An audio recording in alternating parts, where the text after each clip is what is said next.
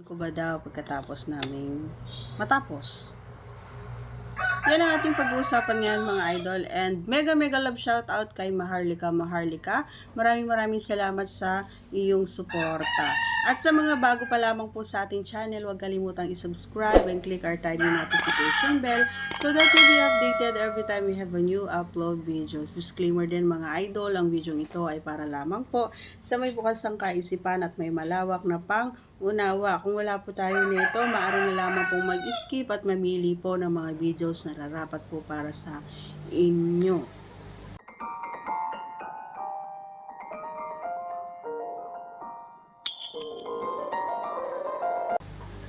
Okay. So, doon sa tanong ni Idol, yan, sana nanonood ka and maraming salamat sa iyong katanungan. Alam niyo mga Idol, may mga pagkakataon na nagagawa mo yung mga bagay na hindi natin akalain na kaya nating gawin, 'di ba? So doon sa tanong mo, may mga pagkakataon na nagagawa ko ito dahil sa sobrang masaya ako, maybe, or sa sobrang nafe-feel ko at nararamdaman ko kung gaano yung effort niya at 'di ba?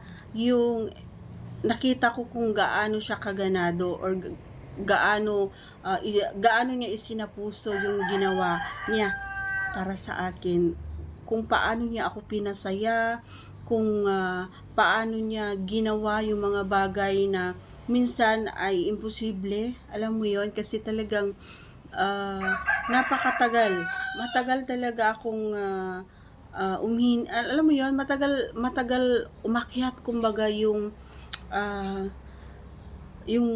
nararamdaman ng isang tao every time na nakikipag-is. Nahihirapan ako, and minsan alam niyo yon, napapabilis or napapadali kumbaga dahil sa kadahilanan yung ating kapareha ay nauunawaan at naiintindihan niya. Ayan, yung mga bagay na ayaw ko at yung mga gusto ko. So, alam niya kung gusto ko. Halimbawa, ginagawa niya yon, and then may nakita siya na signal, kumbaga mayroon siyang nakita na hindi ibig sabihin ay hindi ko nagustuhan, hindi niya yun itutuloy. So, alam mo yun, hindi mo talaga maiiwasan. So, may mga pagkakataon na sobrang masaya ako, sobrang nagustuhan ko yung ginawa niya. Kaya minsan, yes, inaamin ko, may mga pagkakataon na, ganon. So, napapaisip ako na ganon, ayoko nga. Doon pa lang sa amoy, doon pa lang sa lasa, hindi mo na magugustuhan, di ba? Pero, once na inisip mo yung effort niya at yung galing niya, especially, at gumawa siya ng way para ma-experience mo yung mga bagay na hinahangad mo bilang isang babae, talagang magagawa mo rin yung hindi mo inaasahan or hindi mo ini-expect.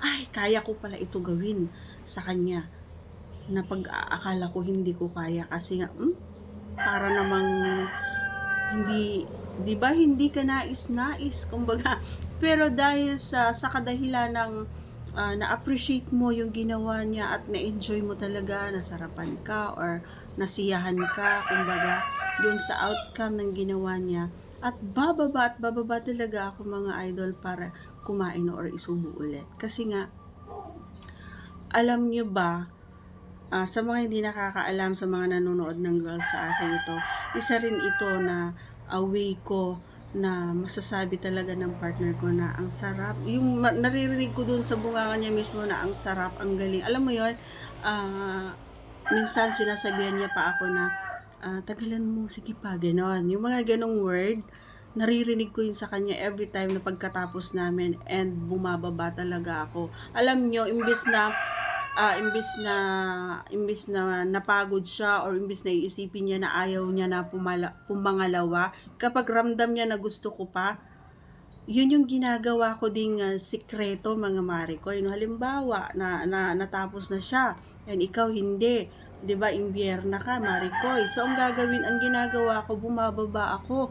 Talagang ginagawa ko hanggang hindi ko marinig yung pag-bigo niya, hindi ko yan titigilan. Hanggat hindi ko nararamdaman na matigas na siya, hindi ako tumitigil, hindi ako umaakyat, hindi ako tumitigil sa ginagawa ko. Bagkus tinuloy-tuloy ko lang yan hanggang sa makamit ko yung tagumpay. Yun lang naman yung hinahangad natin mga girls, diba? Yung makamit natin ang tagumpay, yung makuha natin yung saya. Sa bandang huli, makakadalawa na siya kahit na ikaw ay isa lang. Kasi nga, ginawa mo yung best mo. So, wala namang masama kung alam mo na malinis yung kapareha mo. So, walang masama na pumunta ka ulit sa baba at kumain ulit. Walang imposible doon. Once na na-appreciate mo yung at alam mo sa sarili mo na kaya mong gawin, 'di ba? Alam mo sa sarili mo yung hindi ka napipilitan, yung magugulat ka na lang na sa baba ka na ulit. Alam mo 'yon kung na-experience yung mga ganung senaryo mga idol, no? Kasi ako nagugulat na lang, ba't nandito ako sa baba? Pero hindi ko nasa isip ko lang 'yon. Pero habang itinutuloy-tuloy ko yon is napakaganda kumbaga yung kinakalabasan kasi alam mo, super appreciated ako, sobrang ipinaparamdam niya yung pagmamahal niya, yung pag-care niya sa akin pagtapos namin kasi nga alam niya at ramdam niya kung gaano ko siya pinasaya. Yun. Okay? So yun lang mga idol, sana nagustuhan nyo yung mga tips, yung mga ways, ganyan, na pwede nyong gawing paraan para naman ay madagdagan kumbaga ng inyong mga kaalaman. So, that's all for today's video mga idol. Once again, if you are not yet connected, please do subscribe and click our tiny notification bell so that you'll be updated every time we have a new upload videos. Thanks for watching everyone. See you again on our next vlog. Bye!